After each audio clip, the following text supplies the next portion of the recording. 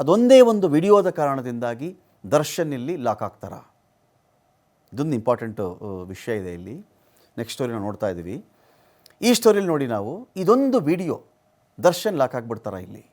ಏನಕ್ಕೆ ಅಂತ ಹೇಳಿದ್ರೆ ವಿಕೃತ ಆನಂದಕ್ಕೋಸ್ಕರವಾಗಿ ಹಿಂಸಾ ವಿನೋದಕ್ಕಾಗಿ ಮಾಡಿದ್ದಂಥ ವಿಡಿಯೋನೇ ಇದೀಗ ಕಂಟಕವಾಗುತ್ತಾ ಅಂತ. ಇಲ್ಲಿ ಸಿ ಸಿ ಕ್ಯಾಮ್ರಾ ಏನೋ ಮಾಡ್ತಾ ಇತ್ತು, ಅಲ್ಲಿ ಕಾರ್ ಬಂದಿತ್ತು, ಇದೆಲ್ಲ ಇದೆ ಅಲ್ವಾ. ಸಿ ಸಿ ಕ್ಯಾಮ್ರಾದಲ್ಲೂ ಸರಿಯಾಗಿರಬಹುದು. ಅದನ್ನು ಮೀರಿ ಇವರ ಕೈಗಳಲ್ಲಿ ಮೊಬೈಲ್ ಇತ್ತಲ್ಲ, ಆ ಮೊಬೈಲಲ್ಲಿ ಶೂಟ್ ಮಾಡಿದ್ದಾರೆ ಅಂತ ಮಾಹಿತಿ. ಈ ಹಲ್ಲೆಯನ್ನು ಆಮೇಲೂ ಆನಂದ ಪಡೋಣ ಅಂಥೇಳಿ ಇದೇನೋ ಇದು ಒಂದು ಕಡೆ ಹಿಂದೆ ಯಾವುದೋ ಈಗ ಒಬ್ಬ ಅಲ್ಲೆಲ್ಲ ಅದು ಯಾವುದೋ ಒಂದು ಕೇಸಲ್ಲೂ ಕೇಳಿದ್ವಿ, ಅಲ್ಲಿ ಅತ್ಯಾಚಾರದ್ದೋ ಇನ್ನೊಂದರದ್ದೋ ಮತ್ತೊಂದರದ್ದೋ ಅಲ್ಲೊಂದು ವಿಡಿಯೋ ಆಗಿತ್ತು ಅಂತ. ಇಲ್ಲಿ ಹೊಡೆಯೋದು ಸಾಯಿಸೋದು ಇದನ್ನು ವಿಡಿಯೋ ಮಾಡ್ಕೊಂಡಿದ್ರಾ? ಇದನ್ನು ಮಾಡ್ಕೊಳ್ಳೋದಲ್ಲದೆ ಕೆಲವು ಗ್ರೂಪ್ಗಳಿಗೂ ಸೆಂಡ್ ಮಾಡಿದ್ರಂತಿವರು. ಅವರ ಒಂದು ಕ್ಲೋಸ್ ಸರ್ಕಲ್ ಗ್ರೂಪ್ ಇರುತ್ತಲ್ಲ, ಹೆಂಗೆ ಹೊಡೆದಿದ್ದೀವಿ ನೋಡು, ಹೆಂಗೆ ಹೊಡೆದಿದ್ದಾರೆ ನೋಡು ಅಣ್ಣ ಅಂಥೇಳಿ ಅದನ್ನು ಕೊಟ್ಟಿರೋದು. ಆ ಪ್ರಬಲ ಸಾಕ್ಷ್ಯ ಸಿಕ್ಕಿದ್ರಿಂದಾನೇ ಸ್ಟಾರ್ ನಟ ಖಾಕಿಗೆ ಲಾಕ್ ಆಗಿರೋದು. ಅಕಸ್ಮಾತ್ ಆ ವಿಡಿಯೋ ಇಲ್ಲದೆ ಇದ್ದಿದ್ದರೆ ಪೊಲೀಸರು ಕೂಡ ಈ ಕೇಸಲ್ಲಿ ಇಷ್ಟು ಕನ್ವಿನ್ಸ್ ಆಗ್ತಿರ್ಲಿಲ್ವೇನೋ. They may not. ಯಾವಾಗ ಆ ವಿಡಿಯೋನ ಕಣ್ಣಾರೆ ನೋಡಿಬಿಟ್ಟಿದ್ದಾರೆ ಆಗ ಪೊಲೀಸರು ಕನ್ವಿನ್ಸ್ ಆಗಿಬಿಟ್ಟಿದ್ದಾರೆ. ಎಸ್, ಈ ಕೇಸಲ್ಲಿ ನಾವು ಸಾಕ್ಷ್ಯಗಳ ಸಂಗ್ರಹ ಮಾಡಲೇಬೇಕು.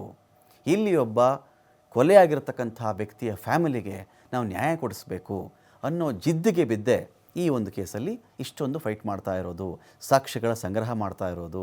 ಮೈಸೂರಿಗೆ 10 ಸಲ ಬೇಕಾದರೂ ಹೋಗ್ತಾರೆ, RR ನಗರಕ್ಕೆ 10 ಸಲ ಬೇಕಾದರೂ ಬರ್ತಾರೆ, ಅಥವಾ ಸ್ಟೋನಿ ಬ್ರೂಕ್ ಆದರೂ 15 ಸಲ ಬರ್ತಾರೆ, ಅಥವಾ ಶೆಡ್ ಕಡೆ ಬೇಕಾದರೂ ಹೋಗ್ತಾರೆ.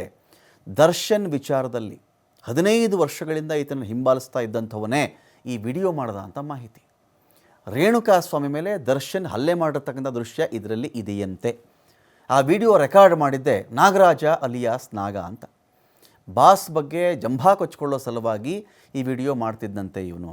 ಇದು ಮೊದಲನೇ ಸಲನಾ, 2ನೇ ಸಲನಾ, ಹಿಂದೆನೂ ಆಗಿತ್ತಾ ನಮಗೆ ಗೊತ್ತಿಲ್ಲ. ಇದು ಪೊಲೀಸರ ಕೈಗೆ ಸಿಕ್ಕಾಕೊಳ್ತಲ್ಲ, ಅಲ್ಲಿಂದ ದರ್ಶನ್ ಟೈಮ್ ಕೆಡ್ತು. ಖಾಕಿ ಈ ಒಂದು ವಿಚಾರದಲ್ಲಿ ತುಂಬ ಚಾಣಾಕ್ಷ ನಡೆ ಇಟ್ಟಿದೆ. ಇನ್ನೊಂದು ವಿಷಯ ಹೇಳಿಬಿಡ್ತೀನಿ.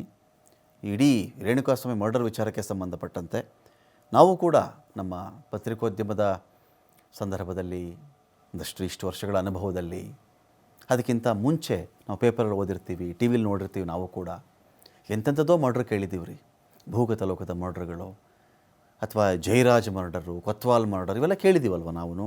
ಭಯಾನಕ ಮರ್ಡ್ರ್ಗಳಂತೆ, ಜರಡಿ ಆಗಿಬಿಟ್ಟಿತ್ತಂತೆ, ಇಡೀ ಬಾಡಿ ಶೂಟ್ ಮಾಡಿಬಿಟ್ಟಿದ್ರಂತೆ ಎಲ್ಲ ಕೇಳ್ತೀವಿ.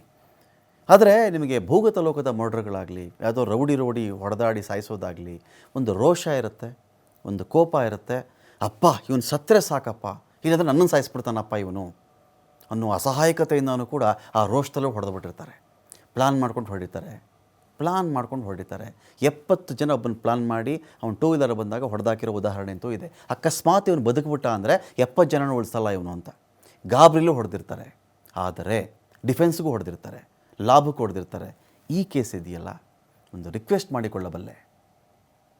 ಈ ಕೇಸಲ್ಲಿ ಒಬ್ಬ ಗಂಡು ಮಗನಿಗೆ, ಒಂದು ಗಂಡು ಹುಡುಗ ಇರ್ತಾನಲ್ಲ, ಒಬ್ಬ ಗಂಡಸು ಅಂತ ಇರ್ತಾನಲ್ಲ, ಅವನಿಗೆ ಬರಬಾರ್ದ ಸಾವುರಿ ಇದು. ಆ ಚಿತ್ರಹಿಂಸೆ ಇದೆಯಲ್ಲ, ನಾನು ಮತ್ತೆ ಹೇಳ್ತಾ ಇದ್ದೀನಿ, ಒಬ್ಬ ಗಂಡು ಹುಡುಗನಿಗೆ ಯಾವತ್ತೂ ಅವನ ಜೀವನ ಪರ್ಯಂತ ಅಪ್ಪಿ ಕೂಡ ಇಂಥ ಸಾವು ಬರದೇ ಇರಲಿ. ನೆವರ್. ಆ ನರಕ, ಆ ಕರೆಂಟ್ ಶಾಕು, ಆ ರೀತಿ ಚಿತ್ರಹಿಂಸೆ, ಆ ಬೆನ್ನ ಮೇಲಿನ ಬಾಸುಂಡೆಗಳು, ಆ ಕೈ ಮೇಲೆ ಎಲೆಕ್ಟ್ರಿಕಲ್ ಶಾಕ್ನ ಗುರುತು, ಇನ್ನೊಂದು ಬೇರೆ ಅವನ ಪ್ರೈವೇಟ್ ಪಾರ್ಟ್ಗಳಿಗೆ ಆಗಿರ್ತಕ್ಕಂಥ ಅನಾಹುತಗಳು, ಅಲ್ಲಿನ ದೌರ್ಜನ್ಯ, ಅದರ ವಿಡಿಯೋ ಸಾಧ್ಯನೇನ್ರಿ? ಒಂದು 10 ನಿಮಿಷದಲ್ಲಿ ಪ್ರಾಣ ಹೋಗ್ಬಿಡ್ಬೇಕು ಒಬ್ಬ ಮನುಷ್ಯನಿಗೆ, 5 ನಿಮಿಷದಲ್ಲಿ ಹೋಗಬಹುದು, ಗಂಟೆಗಟ್ಟಲೆ ಸಾಧ್ಯನಾ? ಯಾರಿಗೆ ಎಷ್ಟು ಇದರ ಬಗ್ಗೆ ಮಾಹಿತಿ ಗೊತ್ತಿದೆಯೋ ಗೊತ್ತಿಲ್ವೋ, ನಮ್ಗೆ ಆ ಮಾಹಿತಿ ಗೊತ್ತಿದೆಯಲ್ಲ, ಕೆಲವು ಮಾಹಿತಿಗಳು ಗೊತ್ತಿದೆಯಲ್ಲ ಇದ್ರ ಬಗ್ಗೆ, ಬ್ರೂಟಲ್. ಅದನ್ನು ಮೀರಿ ಬ್ರೂಟಲ್ ಅನ್ನೋ ವರ್ಡು ನಾನು ತುಂಬ ಕಡಿಮೆ ಅಂತ ಬಳಸೋಕ್ಕೆ ಇಷ್ಟಪಡ್ತಾ ಇದ್ದೀನಿ. ಹಾಗಾಗಿ ಈ ಕೇಸಲ್ಲಿ ಪೊಲೀಸರು ಒಂದು ಜಿದ್ದಿಗೆ ಬೀಳೋಕ್ಕೂ ಒಂದು ಬಲವಾದ ಕಾರಣ ಇರುತ್ತೆ ರೀ. ನಾಟ್ ಓನ್ಲಿ ದರ್ಶನ್, ಈ ಕೇಸಲ್ಲಿ ದರ್ಶನ್ ಇದ್ದರು ಅನ್ನೋದಲ್ಲ, ಇದರ ಬರ್ಬರತೆ ಇದೆಯಲ್ಲ, ಇಂಥ ಕೇಸ್ಗಳಲ್ಲೂ ಹಲ್ಲೆ ಮಾಡಿರೋನೋ, ಹೊಡೆದಿರೋನೋ, ಸಾಯಿಸಿರೋನೋ ಅಪ್ಪಿತಪ್ಪಿ ಬಚಾವಾಗ್ಬಿಟ್ಟ ಅಂದರೆ ಅವನು ಬರೀ ಕರ್ನಾಟಕ ಭೂಗತ ಲೋಕ, ಬಾಂಬೆ ಭೂಗತ ಲೋಕ ಅಲ್ಲ, ಇಂಡಿಯಾನೇ ರೂಲ್ ಮಾಡ್ಬೋದು ರೀ. ಇದನ್ನು ಬಚಾವಾಗ್ಬಿಟ್ರು ಅಂದರೆ ಇವರು ನಾವು ಏನು ಮಾಡಿ ಬೇಕಾದರೂ ಜಯಿಸಿಕೊಳ್ಳಬಲ್ಲವು ಅಂತ ನಗುತ್ತಾ ನಗುತ್ತಾ ಆಚೆ ಬಂದುಬಿಟ್ರೆ ಇವ್ರು ಯಾರಾದರೂ ನಿಜವಾಗ್ಲೂ ಮಾಡಿರೋರು.